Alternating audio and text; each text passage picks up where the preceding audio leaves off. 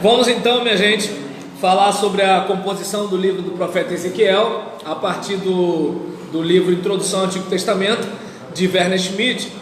E Schmidt ele fala que de forma diferente existem também no livro de Ezequiel problemas de cunho histórico redacional tão graves como aqueles que apresenta o livro de Jeremias. E aí ele fala sobre vários indícios, como a amplitude da exposição, a retomada de temas, certas irregularidades apesar da linguagem similar, ou perceptíveis estágios de formação. Indicam que houve uma escola, talvez anônima, que não só coletou palavras proféticas pré-existentes, interligando-as, mas também as interpretou, desenvolveu e reformulou, ou seja, reescreveu. Não sou eu dizendo, é Werner Schmidt. Calma. Então, nesse cara, então tá bom. Fernando começou a me olhar nos olhos, eu falei, calma, E aí nisso, uma interpretação deve levar a sério a constatação de que a palavra profética aparece no livro profético apenas mediada pela escola traditiva. Esta escola deixa seus vestígios não apenas na redação formal e na junção dos ditos tradicionados, antes interfere certamente em grau variado no próprio material. E aí, por causa do seu estilo surpreendentemente uniforme, o livro torna difícil a diferenciação entre o material e a redação secundária. Sem dúvida, Ezequiel não era só escritor, mas atuava em público como seus precursores, proferindo suas palavras e encenando seus atos simbólicos, como a gente vai observar no capítulo 4, capítulo 12, capítulo 21, capítulo 24 e capítulo 37. Mas até que ponto a posteridade apenas conservou e desenvolveu sua mensagem e até que ponto a modificou? Onde se capta realmente a pregação profética autêntica, ou seja, o sermão é isso aqui. E aí podemos atribuir a Ezequiel apenas palavras de forma mais ou menos rítmica, ou ele também se expressava em prosa? Até onde podemos confiar na fala na primeira pessoa? Até que ponto podemos confiar na exata cronologia que perpassa praticamente todo o livro, do capítulo 1, versículo 2, até o capítulo 4, 40, versículo 1? Mas é desconhecida nesta proporção no profetismo literário mais antigo, antecipando as indicações cronológicas do livro de Ageu e Zacarias. Nesta determinação da autoria, a pesquisa oscila, mostrando-se mais confiante ou cética quanto ao papel efetivo do profeta. Este ceticismo, aliás, irrompeu de novo recente em adesão à crítica de Gerholcher. Ele entendera o livro essencialmente em razão da distinção entre textos poéticos e em prosa, como uma obra redacional constituída de múltiplas camadas, onde as visões e os poemas do profeta foram apenas o núcleo. Então, a gente tem isso aqui numa obra de 1924, E acabou o café ou ainda tem? Se não tiver, beleza, mas se tiver, aí, segundo indica o livro de Ezequiel, filho de Buzi, estava entre aqueles que foram deportados para a Babilônia por Nabucodonosor em 597 a.C. O grupo que compreendia, além do rei Joaquim e seu séquito, também parte da camada superior da sociedade e artesãos. Segundo o livro dos reis, segundo o livro dos reis, capítulo 24, versículo 10. Lembra da nobreza que foi levada, aquele negócio todinho para o exílio? Então, Ezequiel foi junto com esse pessoal. Ezequiel vivia num grupo que estava assentado em Tel Aviv, ou seja, colina de espigas, em Babilônio, colina do dilúvio, junto ao rio ou canal Quebar, provavelmente perto de Nippur. Ali é vocacionado no 5º ano após o desterro do rei Joaquim, em 593, conferir capítulo 1, versículos de 1 a 3 e capítulo 3, versículo 15.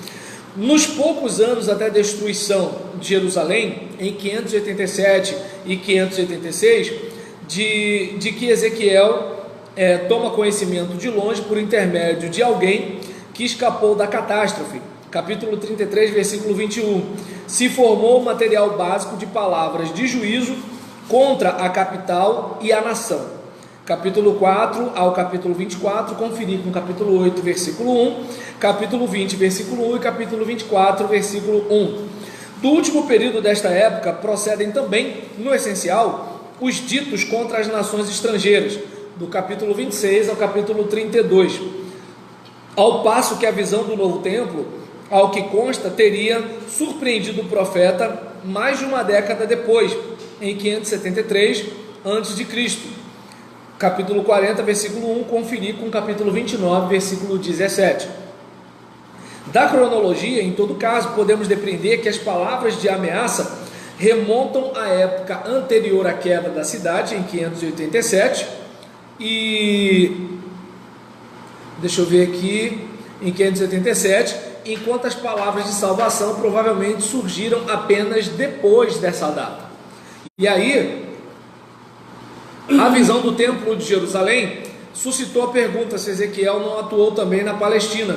Contudo, segundo capítulo 8, versículo 3 e capítulo 11, versículo 24, a visão se baseia em um arrebatamento, um distanciamento geográfico efetuado pelo Espírito, e o profeta poderia ter tomado conhecimento da situação em Jerusalém se realmente não obteve as respectivas informações a partir do passado, com contração dos tempos verbais, né? De repente, de acordo com Schmidt, talvez esteja falando do passado, sendo que no tempo verbal houve uma mudança, e por isso parecia que ele estava lá presentemente falando do caso.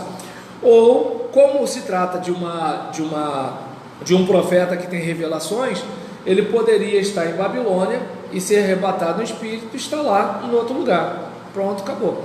E aí, nesse caso, ou de repente uma informação através de mensageiros, como a gente pode verificar em Jeremias capítulo 29. Da mesma forma que o celibato teve um significado simbólico para Jeremias, capítulo 16, versículo 2 em diante, a morte repentina de sua mulher parece adquirir um significado simbólico para Ezequiel. Representa a nação de Israel, a nação de Israel diante da destruição de Jerusalém. Mas não lamentarás, nem chorarás.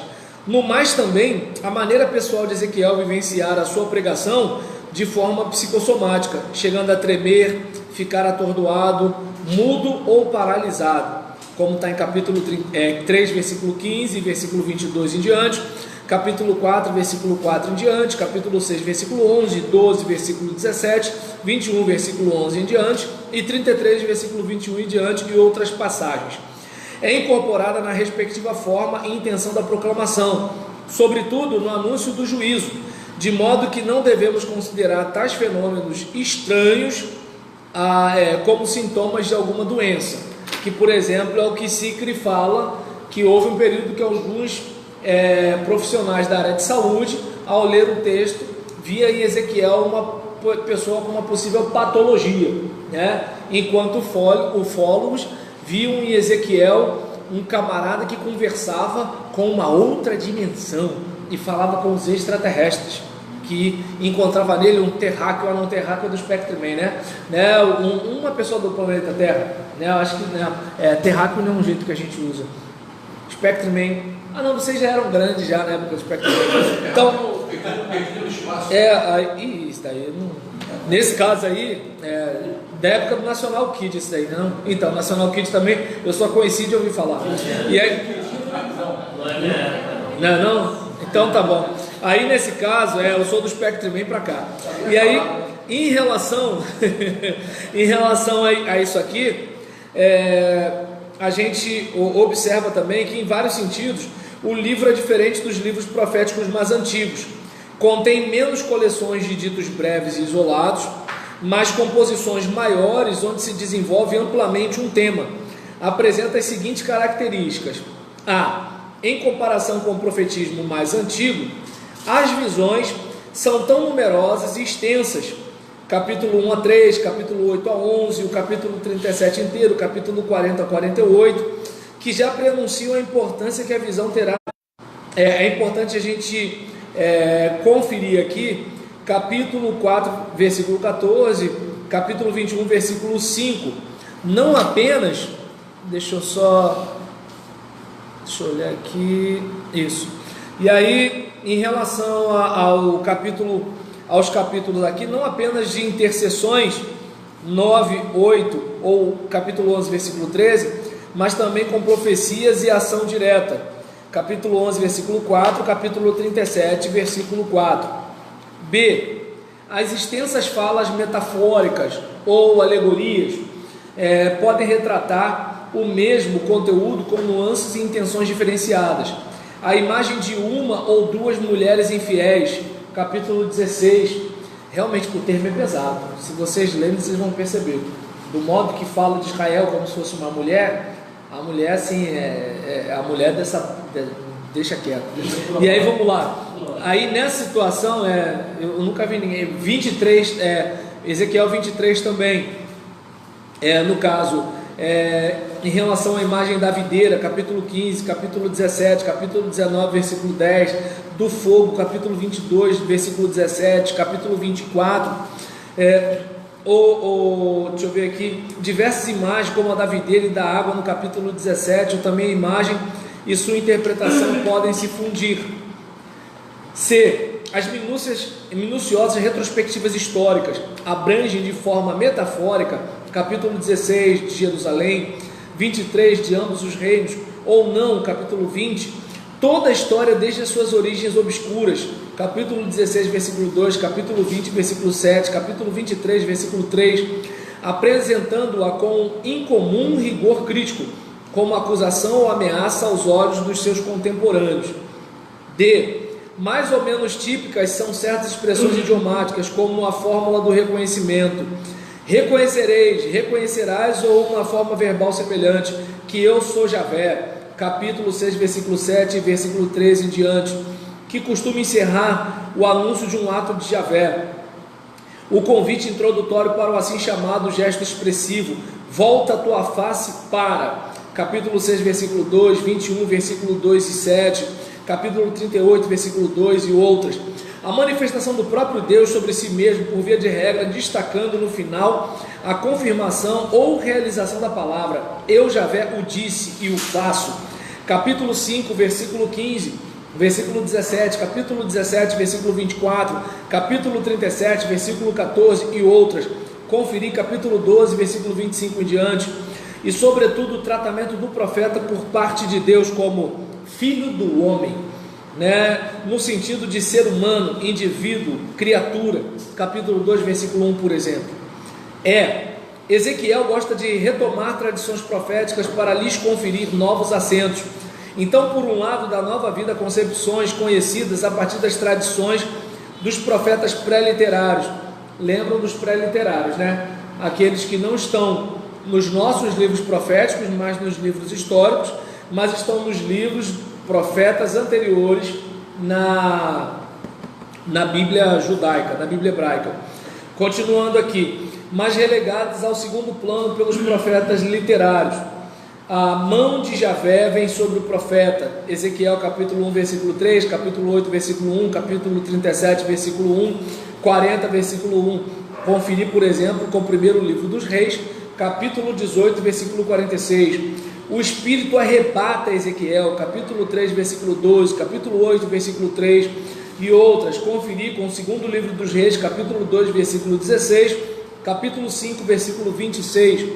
Ou então, o costume de os anciãos se sentarem diante de Ezequiel na sua casa, capítulo 8, versículo 1, capítulo 14, versículo 1, capítulo 20, versículo 1.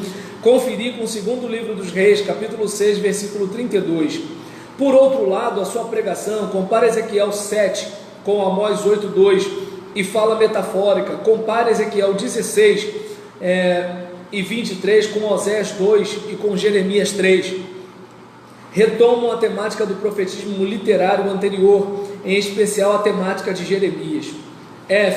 O fato de o próprio Ezequiel ser sacerdote, ou pelo menos filho de um sacerdote, capítulo 1, versículo 3, torna compreensível não apenas seu interesse pelo templo e suas instalações, especialmente capítulo 8, conferir capítulo 40, mas explica também a afinidade marcante de sua linguagem com o linguajar sacerdotal, especialmente com a lei da santidade, conferir Levítico capítulo 17 ao capítulo 26, o que não se conhece no profetismo literário anterior, que é o que acontece com Jeremias, que é anterior ao exílio.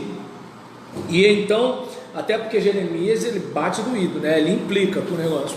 E aí, nesse caso, continuando aqui, na estruturação do livro de Ezequiel, a tripartição, ou seja, a desgraça lançada sobre o povo, capítulo 1 a 24, desgraça lançada sobre as nações estrangeiras, 25 a 32, e palavra de salvação, do capítulo 33 a 48, é mantida com excepcional rigor, mesmo que haja exceções. O anúncio de juízo ocasionalmente vem acompanhados os anúncios de juízo vêm acompanhados ou entremeados com palavras de salvação, capítulo 11, versículo 14 em diante, 17, versículo 22 em diante, 20, versículo 32 em diante, e outras, como em contraposição a promessa do verdadeiro pastor inicia-se com um ai, capítulo 34, conferir com Jeremias 23. Em particular, é característico que várias vezes seguem ações simbólicas aos relatos de visões. É só olhar capítulo 1 a 3, capítulo 8 a 11, capítulo 37. Além disso, os capítulos 1 a 20 e 29 a 32, em regra, são ordenados cronologicamente. Então, pegando a primeira parte da desgraça lançada sobre o povo, de Ezequiel 1 a 24, palavras de juízo sobre Judá e Jerusalém. A gente vai observar aqui algumas situações em que a gente tem, nesse caso, a visão do carro do trono, né, com audição e recepção simbólica da palavra. Ezequiel come um rolo de livro, e aí nisso ele é nomeado como atalaia, com 3 ações simbólicas para representar o cerco de Jerusalém: cerco de um tijolo de argila em que está arriscado um esboço da cidade, racionamento de pão misto e água em sinal da escassez de alimento, corte dos cabelos, um terço deve ser queimado, outro terço golpeado ou picado pela espada, e o último terço espalhado pelo vento. Inserção de outras ações simbólicas: carregar a culpa e fazer o pão, para representar a situação no exílio, e juízo sobre Jerusalém, o centro dos povos. Então a gente percebe isso, né, nos primeiros 5 capítulos. No 6º capítulo tem profecias de juízo contra as montanhas e os vales de Israel. Tem no capítulo 7º o dia do fim. Do capítulo 8 ao capítulo 11 a visão do pecado e do juízo de Jerusalém. Do capítulo 12, 2 ações simbólicas: a bagagem de exilado, deportação dos jerosolimitas, e a ingestão de comida e bebida com tremor. A gente também tem como acréscimo o destino de Zedequias. Capítulo 13, ai sobre os profetas e as profetisas. 14, nenhuma consulta a Deus pelos idólatras. Aí a gente tem, por exemplo, que até os 3 justos, Noé, Daniel e Jó, deixa eu ver aqui, conseguem salvar somente a si mesmos numa situação que Israel está passando. Capítulo 15, Jerusalém como madeira de videira que serve apenas para ser queimada. 16, Jerusalém retratada como esposa infiel. Conferiu o capítulo 23 e conferiu Oséias 2. 17, lamentação sobre os últimos reis de Judá. Deixa eu ver aqui, também, deixa eu ver, 18, a assim chamada doutrina da retribuição individual. Lembra, a alma que pecar, essa morrerá. 19, lamentação, a fábula da leoa e seus 2 filhotes referente à monarquia, Jeoacás e Joaquim, e na complementação da videira seca, Zedequias. 20, retrospectiva histórica do tempo no deserto. revelação do nome de Javé, transgressão do primeiro mandamento e do mandamento do sábado. E aí a gente tem capítulo 21, a espada de Javé. No capítulo 22, a cidade sanguinária. A gente, por exemplo, vê uma palavra contra as classes sociais, todos são corruptos, a partir do versículo 23 em diante. A gente tem no caso Samaria, Jerusalém, como as irmãs infiéis, o Alá e o Olibá, e conferir com Jeremias capítulo 3, versículo 6 em diante. Capítulo 24, a imagem da panela enferrujada no fogo. Versículos 15 em diante, a morte da mulher de Ezequiel como símbolo da queda de Jerusalém e o impedimento do luto. Ezequiel 25 a 32, palavras sobre 7 povos estrangeiros. Aí a gente tem contra Amon, Moabe, Edom, Filisteus, contra Tiro. E aí a gente vai observar, né, como no capítulo 19 se destaca o capítulo 26, 15, 27, 28 e 32 na forma da lamentação. Nesse bloco ressoam com maior intensidade nos capítulos 28 a 32 e no 47 nas tradições míticas. Capítulo 27, lamentação sobre o navio de Tiro. 28, queda ao inferno do ser celestial, né, que há uma discussão sobre a profecia contra o rei, ou se é uma descrição em relação ao Satanás, né? É assim, posicionamento meu. Eu entendo que nesse contexto aqui, eu até pedi, nessa época, acho que a Rose, para perguntar ao Rodrigo, né? E assim, não sei o que o Rodrigo falou para a Rose, né? Então, mas assim, eu sou da perspectiva que, como havia aquela compreensão no passado de que, lembra, Faraó era um tipo de divindade, né? Então, por isso que ele não podia se dobrar diante do Deus de Israel, ele era um tipo de divindade. Havia uma ideia, por exemplo, de que os reis eles eram filhos diretos dos deuses, coisas do tipo.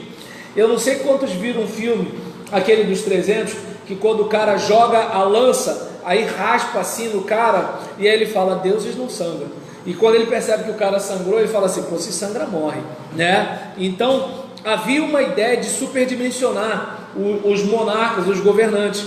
Então, eu desconfio que isso pode ter acontecido aqui, e nesse caso, haver uma ideia, né, de alguém que assim, arrogava para si uma sobrenaturalidade, entretanto, isso não fazia dele uma divindade.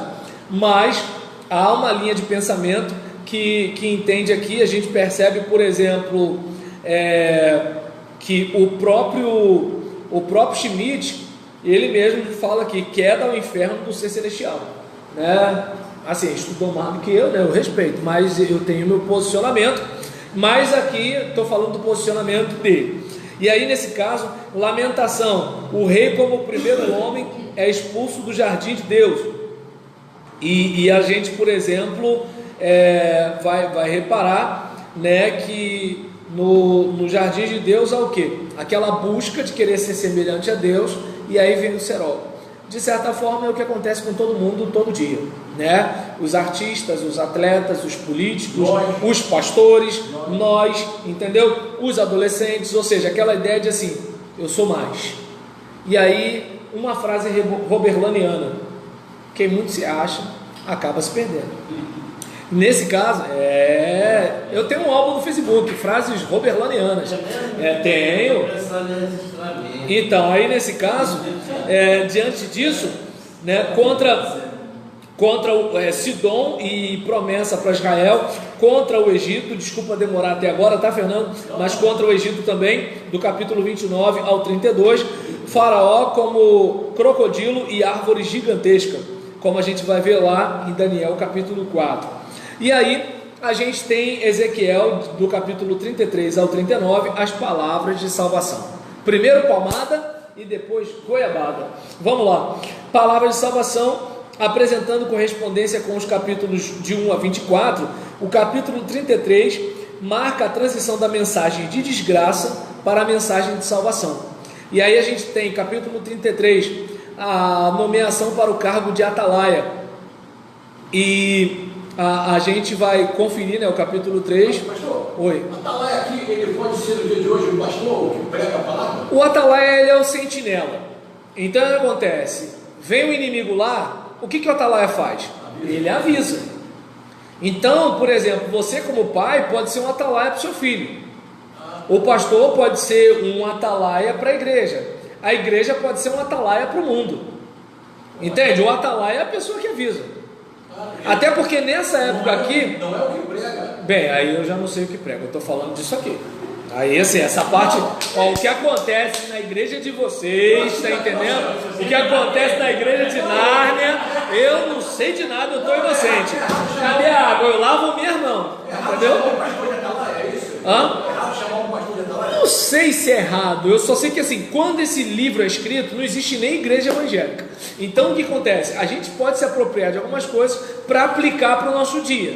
Por exemplo, eu posso de repente trazer uma mensagem me dirigindo a você como um atalaia, seja um atalaia omisso ou um atalaia operoso, diante de alguma coisa que você faz ou você não faz. É como, por exemplo, digamos, eu como atalaia, vamos pensar, imagina, não vou pegar, né, porque assim, eu já imaginei que assim, o Gilson, uma das duas coisas, né, poderia acontecer no ministério dele: todo mundo botar o rabo entre as pernas e dizer assim, senhor, ou ele ter um infarte, entendeu? Então nesse caso é mais fácil ter um infarte. Então, por exemplo, né, então pelo menos assim, o Gilson, o seminarista, a gente vê que é igual o Siri na lata. Eu não sei como é que seria o Gilson pastor, mas agora, diante de uma situação dessa, o que acontece? Por exemplo, você tem uma responsabilidade. Se você crê naquilo que você prega, você vê que aquela gente ali, se continuar daquele jeito, a cobra vai fumar. Então você faz o quê? Arregala o olho e dedo em riste. Não interessa se hoje em dia botar o dedo é autoritarismo, não sei o que lá, mas tu tá cabreiro. É que nem, por exemplo, meu filho vai botar a mão no fogão. Não tem como ter doçura, cara. Ele tá indo botar a mão no fogão, ele tem 1 ano e 11 meses. Tá dando para entender? Ou seja, meu irmão, tu tá indo pro inferno, não tem doçura.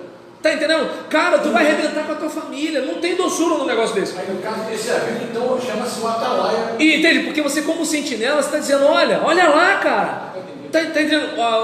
A desgraça está chegando. Aí a pessoa, o cara é grosso, não sei o que, deu para entender? Aí o que acontece? O omisso faz o quê? Quer saber? Deixa isso para lá. Aí o que acontece? Vem o inimigo, arrasa a cidade e ele não fez nada. Então essa é a questão. Então aí assim, pode ser o pastor, pode ser o pai, pode ser o líder, pode ser o gerente da empresa, pode ser a igreja, pode ser qualquer coisa. Começa no horário, louvor no bar, dançar.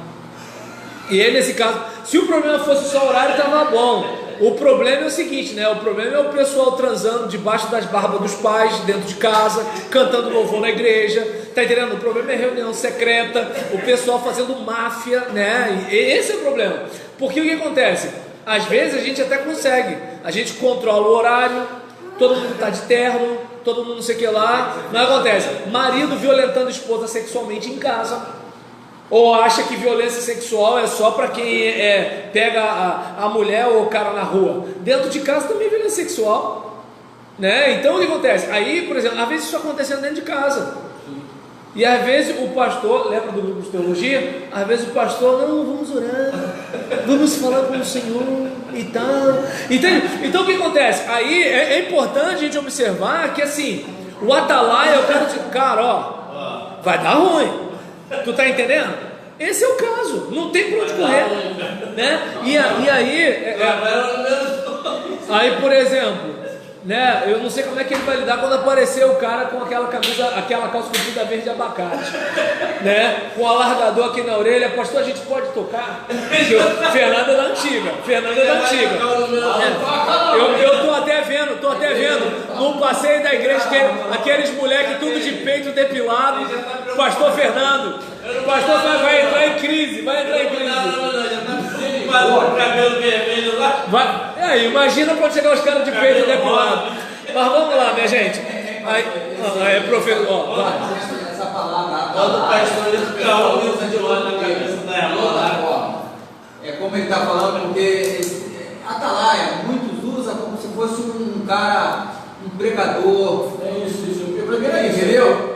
O que ele entendeu é isso. Se fosse um pregador. O pregador ele pode ser um atalaia, e ele pode ser um pregador ousado, mas a palavra atalaia não é uma palavra do contexto da prédica, é uma palavra do contexto da segurança. Deu para entender? É como, por exemplo, né, digamos, a Patrícia, como é mais vivida que a filha dela, né, pode ser uma atalaia. Minha filha, ó, não vai por aí não, entende? Ou de repente assim, não, quer saber? Deixa pra lá, porque senão ela vai ficar se aborrecendo, vai não sei o que lá, vai não sei o que, tal, né? Não faz essa cara não, porque isso acontece, tá, ô Janu? E por exemplo, não vou muito longe, de repente, às vezes, o marido deixa de brigar com o filho por causa da esposa. Às vezes a esposa deixa de brigar com o filho por causa do marido. Eu acho que eu não precisava, com um filho de 1 ano e 11 meses, falar isso pra ti, porque eu desconfio que você já deve saber que isso acontece, mas tudo bem, né? Falou sobre isso lá. Então, aí, entende? O atalaia é o seguinte, olha só, mulher, você já cresceu, você já tá velha, tá burra velha, tu já sabe das coisas. Eu não vou ver a minha filha estragar a vida dela para você ficar feliz, não. Não é justo a gente prejudicar o futuro dessa menina, porque você fica com o coração apertado de eu brigar com ela. Talvez vão no preto, pastor. A força do marido. Mas também tu bateu no peito do teu filho, né, cara? Eu lembro que você contou isso outro dia. Eu tirei a roupa Alô, preto. Fernando deve ser um pai duro com o filho, cara. O moleque já é marmanjo, homem feito, e ele ralha com o garoto, não é? Você não briga com o garoto? Não, deu uma maneirada agora. Deu uma maneirada agora? Agora que vai ser pastor, deu uma maneirada. É isso aí, vai abaixando a pressão. Eu fui dar uma ordem, rapaz, ela descontrariou. Rapaz, o alô, preto. Rapaz, eu peguei a segunda coisa. Entre a sala e o mundo de casa, A tua razão não, mas eu não falei, meu irmão. Eu falei, rapaz, na igreja domingo. Não, e sem falar que é o seguinte, né? Qual filho que não vai tirar proveito quando um desautorizou o outro? Não, se você é filho e teu pai tira a autoridade da tua mãe tira a autoridade do seu pai, você vai procurar justiça? Tu vai aproveitar a oportunidade, entende? Então por isso que precisa do atalaia. Porque se depender do povo, o que acontece? O pessoal quer Shekinah, o pessoal quer a glória de Deus e fura um fã dentro de casa sem casar. Tá dando para entender? O pessoal, por exemplo, quer a glória de Deus e o cara está batendo na mulher dentro de casa, na maior cara dura. Tá entendendo? E às vezes aí quer corrigir o pastor e batendo na mulher. Entendeu? Então acontece, tem coisa, gente, eu já falei isso. Tem coisa que não é caso de pastor, não é caso de polícia. Tá entendendo? É caso de polícia, não é para pastor resolver. Pastor é o seguinte, meu irmão, olha só. Você quer confessar seu pecado? Vamos orar, tá? Vamos parar. Mas é o seguinte, só que teu caso é caso de polícia. O senhor também quer aquela condição que o senhor já falou. Cansei de orientar, tem pregação. Marido tá batendo, irmã, dá queixa, perdoa, mas dá queixa. Não, meu amor, eu te perdoo. Não estou guardando nada no meu coração. Ô, Benzinho, tá entendendo? Benzinho, antes, tá entendendo? Antes de rolar o só love, eu tenho um negócio para te contar. O que, meu amor? Fala comigo. É porque tá lá. Como é que é? É a unção do delegado. Fala mesmo. Cada uma não gostou, come menos, pelo amor de Deus. Então, entende? Você tem que anunciar por quê? Porque se aquela mulher morre por causa da sua covardia, para não perder seu emprego de pastor, tua mão está suja de sangue, cara. Fala sério, cada uma, entende? Não é que você vai pegar a mulher no braço e vai levá-la na delegacia. Porque às vezes é o seguinte, tem aquela questão da síndrome de Estocolmo, né? Que assim, você parece que fica fissurado e apaixonado pela pessoa que te maltrata. Então tá arriscado você como pastor ficar até queimado, entendeu? Não vem ninguém dar queixa de ninguém para mim, porque eu não sou polícia. Vai na polícia. Eu tô aqui para ouvir você, orar com você, chorar com você. Agora imagina, eu vou e chega assim, Fernando, quer dizer que você abusou da sua, né, não sei o que lá, parará. E daí? Se ele é crente de verdade, ele vai me procurar pedindo ajuda espiritual. Se ela é crente de verdade, vai me procurar pedindo ajuda espiritual. Essa é a minha função. Como é que a gente faz para ele parar de fazer isso? Pastor lá da DP, entendeu?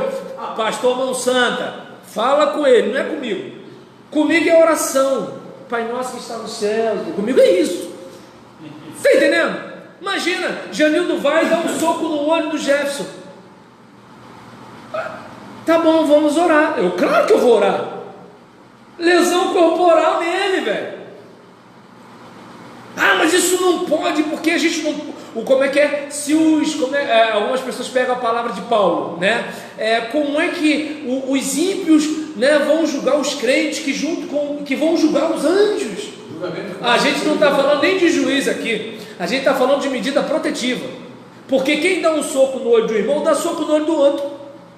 Já pensou ter um valentão dentro da igreja batendo em todo mundo? Quem dá soco no olho de um vai meter a faca no outro. Está dando para entender? Não, é verdade.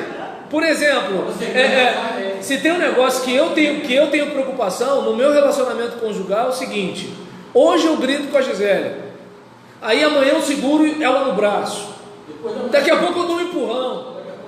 Ou tu acha que começa com tiro? Está dando para entender? Não começa com tiro, gente. Então, quando eu altero a voz, ela até fala assim: alguém está gritando? Aí eu recobro, porque vocês viram que eu falo alto aqui mesmo, né? Eu recobro, porque assim, estou errado. E tem que parar ali. Tá entendendo? E aí o que acontece? Só que o problema é que às vezes a gente, na igreja, tem aquela ideia de que é o seguinte: o negócio é te louvamos, ó Senhor. Tá entendendo? E o Levi tá lá, passando-se lá nas meninas, pelo seu imenso amor. Um irmão traindo a mulher com outra irmã dentro da mesma igreja. Ou com outro irmão também, tá desse jeito, né? Então, aí eu não sei se dá para tá dando para perceber que é o seguinte: não, mas então, aí imagina, né? Aí, por exemplo, vamos lá, aí o irmão vai fazer visita para orar na casa da irmã, sem ninguém, né? Então, estão lá buscando poder. Então, esse tipo de situação é o seguinte: o atalaia está lá, ó, vocês querem brincar? Pode brincar. Mas uma hora, ó, a fatura chega. Tem que pagar. Tá dando para entender? Esse é o negócio. Esse é o negócio. Entende? Então, quer pegar esse caminho? Pega. Só não diga que eu não avisei. Porque a arma do profeta é a palavra de Deus. Ele não tem espada. Ele não tem revólver. A arma do pastor é a Bíblia. Ele não tem mais nada. Eu estava falando outro dia, né, com um aspirante a oficial que era membro da nossa igreja, e aí nisso eu estava falando com ele: cara, a diferença do seu trabalho de liderança para o meu é que é o seguinte: o cara que não te atender, você manda prender. O cara que não me atendeu, faça o quê? Então essa é a questão.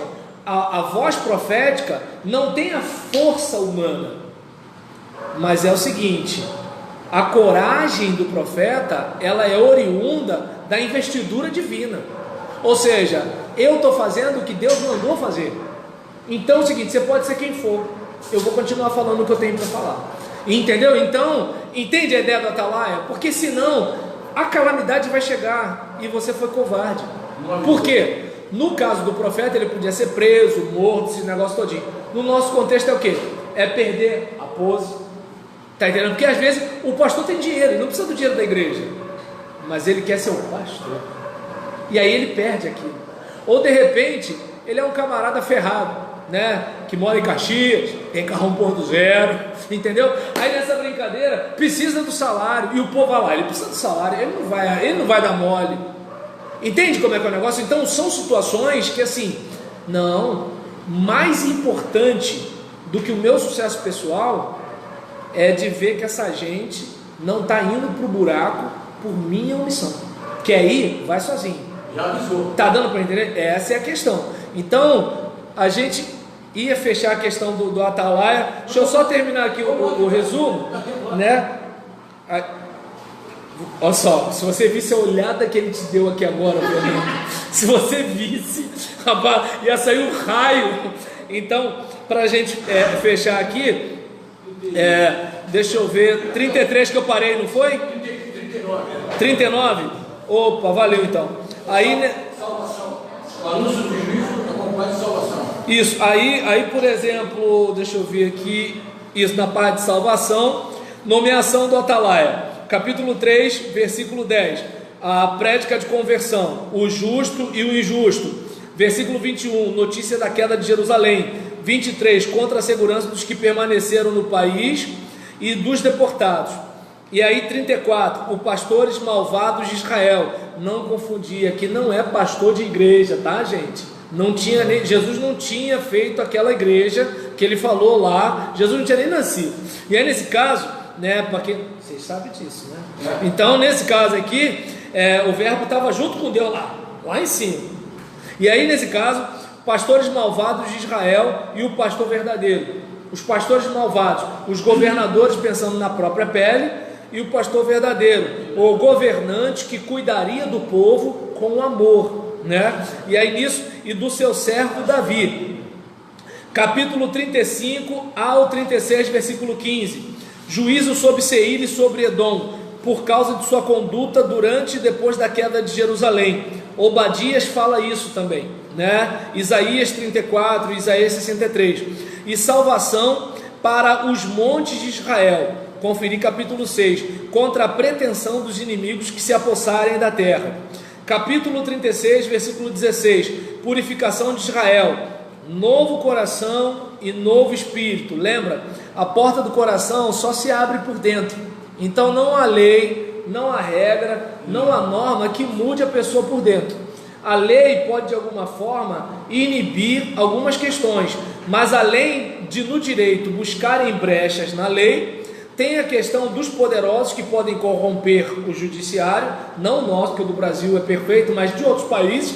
E aí nesse caso, diante de uma situação dessa, né, além de burlar as leis, subornar, né, aqueles que julgam, a gente ainda tem a situação de que é o seguinte: tem aquelas pessoas que nunca serão descobertas, né, porque elas têm várias artimanhas, várias situações. É como eu disse, por exemplo, a gente que é pobre está perto das favelas da vida. Você acha que aquele camarada que cresceu ali com a gente, que não sabe escrever direito, está entendendo? Que, por exemplo, mal sabe escrever o nome dele, como é que ele tem contato, né, com a produção de outro país? Como é que ele atravessa? Como é que vê aquela questão de avião, né, disso, daquilo, aeroporto? Como é que aquele cara sabe isso? Aí você percebe que é o seguinte: aquele cara vai ser pego e vai ser preso, mas assim, vários vão estar na fila para querer aquela posição de status, enquanto gente que a gente nem imagina, que a gente chama de senhor, de doutor, que a gente deve ter inveja dessas pessoas, né? Entendeu? Então, aí eu não sei se dá para perceber que assim, sem um novo coração, sem um novo espírito, não adianta as leis. A atitude, a mentalidade tem que mudar. E aí, nesse caso, por isso que tem o problema que a gente tem na igreja. As pessoas não querem mudar por dentro.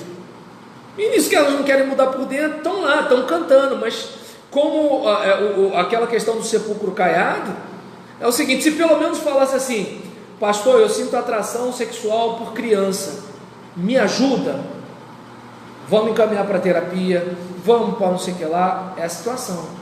Então você percebe que o problema não é o transtorno, não é o distúrbio, não é a patologia, não é nada disso. O problema é o caráter. Deu para entender? A pessoa, ela pode ter uma inclinação para uma determinada coisa, mas ela pode fazer o seguinte: eu vou tentar proteger os outros de mim. É uma questão de atitude. Agora, quando a pessoa ela não muda por dentro, não adianta nada do lado de fora, né? Que nem, por exemplo, vamos fazer... Espero que você não fique chateado comigo. Vamos fazer castração química no estuprador. Não vamos esquecer que o estuprador, ele é um camarada que assim, ele vê a outra pessoa como coisa. Ele não vê a outra pessoa como pessoa. Ele não vê aquele garoto de 8 anos como uma criança. Ele vê como uma coisa. Ele não vê aquela mulher como uma pessoa, ele vê como uma coisa. Então, se ele, por exemplo, não tem ereção, ele ainda consegue ter o quê? Maldade. O que ele não pode fazer? Deu para entender? Ou seja, ele não tem ereção, mas tem maldade. Então, eu não sei se dá para perceber que assim, se o ser humano não mudar por dentro, o que a gente pode fazer do lado de fora? Né? Então essa é a promessa, para a gente fechar aqui. 37, a visão da revivificação das ossadas, nova vida e retorno do povo. A gente já falou, né, sobre o vale dos ossos secos. 38, assalto a partir do norte, conferir com Jeremias capítulo 4 ao capítulo 6, sobre Og da terra de Magog, o príncipe de Meseque e Tubal, seu aniquilamento, segurança para o país. E aí a parte 4, né, que é do capítulo 40 ao 48 de Ezequiel, a visão do novo templo, assim chamado projeto constitucional de Ezequiel, em diversos estágios de formação. Capítulo 40, a condução do profeta por um anjo, as medidas básicas do santuário. 43, retorno da glória de Javé para o templo. 44, os servos no santuário, os levitas e sacerdotes. 45, o príncipe, conferir com o capítulo 44, versículo 3, e Esdras capítulo 1, versículo 8. 47, a fonte do templo, como na música do David Keelan, né? Existem águas que dão nos artelhos, né? Artelhos, joelhos e lombos, né? Onde a fonte vai estar inundando de uma tal forma que quanto mais você se aproximar, mais você vai experimentar de Deus. E 47, né? A distribuição da terra. E aí a gente vai continuar Ezequiel na semana que vem. 48 que é o limite das tribos. Exatamente, entendeu? Então a gente fecha aqui, né, para a gente conversar na semana que vem. Oi? Desculpa aí, tá? Não. Vamos embora.